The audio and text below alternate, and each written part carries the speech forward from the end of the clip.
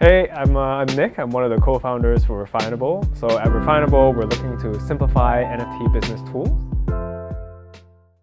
On the weekends, I usually like to go work out or maybe go bouldering. I think in my off times, I generally like to study a little bit of history on YouTube or podcasts or read some history books.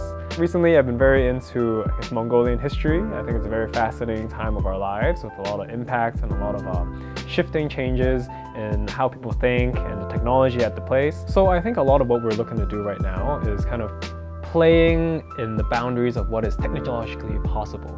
Building the tools that people can use to build the future that they want to do as well.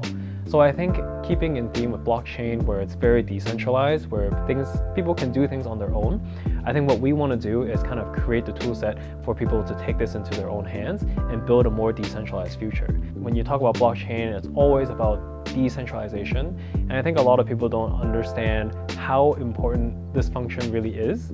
And I think this is one of those core technologies that has come out that has completely revolutionized how people do things. 1,000 years ago, you really have to rely on other people to actually get stuff done, right? If you want to get a loan, if you want a bank to hold your money, if you want your king to actually come protect you, I think these are all relied on, a lot of trust, and it's very centralized in order to get things done. But I think as time kind of progresses, new technology enable things to be done differently, probably even better, or even new ideas to come about. So when decentralization really comes in, it allows people to do things without a lot of trust, which I think is very, very important. The whole concept of a decentralized exchange is super fascinating. I think Uniswap is one of the biggest and most successful ones in the blockchain space. And I think really they take decentralization to a whole new level. Previously, when you want to do money transfers or conversions, you definitely need to go to an existing business or a person to help you actually transfer it. But I think, again, with this new technology, with decentralization, people actually get to do it without talking to anyone. And they can do it freely with anyone without anyone actually being actively in it. So I think this is one of the new ways that we're going to do business in the future, which I think is much more efficient and allows a lot more people to do things that they want to do as well. Usually I like to explain NFT as, this is just an online container. It's like a zip file that you can store, very securely, and it can contain a lot of things. So I think NFT is not really the thing that we're talking about. It's really just a channel. And I think in 5 years, people will not be talking about NFTs as NFTs, but they'll be talking what's actually on the NFT and what they can do with it. And especially with young people nowadays growing up with mobile phones and this technology, and they are now coming into sort of like adulthood and the workforce. So I do think this is all going to get super, super second nature to a lot of the young generation. I like to take a much more wide-ranging definition of the metaverse where, a heavy interpretation can be, it's a virtual world. You put on your, Google glasses and then you can see everything and you have to go into a specific world like Minecraft or Roblox. But there's also very light interpretations as well. For example, just going on a Google Meets meeting, or maybe even just, trading NFTs on a marketplace. I think these are all kind of ways that we can interpret what the metaverse is, and there's no one standard definition.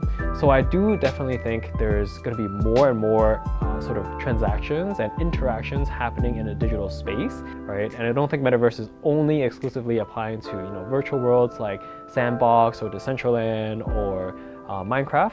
I think it's much more broad-ranging. And I think a lot of people already kind of have this interpretation kind of going in. And even for our team, we like to use, we have a virtual office in the metaverse that technically people can, our remote team and our physical team can actually go on there and we can interact and have meetings and talk to each other there. So I think in terms of the metaverse, everyone right now is more defining it as, virtual worlds, but I definitely do think the metaverse is going to be a much more lighter interpretation that's going to encompass a lot of digital interaction, and NFTs are definitely going to be a core part of how the economy of this metaverse works. So I think the most important thing about NFTs right now is really about the narrative. I think the narrative is very important because everyone kind of understands the basics of NFTs. But I think if you want to do something cool, you really have to communicate the idea very clearly and the narrative of what it's actually doing so that other people can actually buy in and actually support the concept as well. So I think that is really the main thing. Art, there's a lot of great art out there. There's also a lot of not so great art, but some have done well and some have not. So I think the most important thing about an NFT project to keep the momentum going. It could be, in trading volume, it could be in price, it could just be in activity as well. So I think it's really about the narrative, so that you can draw different community members in and actually have them contribute. Because NFTs are really decentralized, no matter how you kind of think about it. So it's really about the narrative, whether it's going to be a top-down project or it's going to be a bottoms-up project. So I think the narrative and the communication is going to be key to any project success.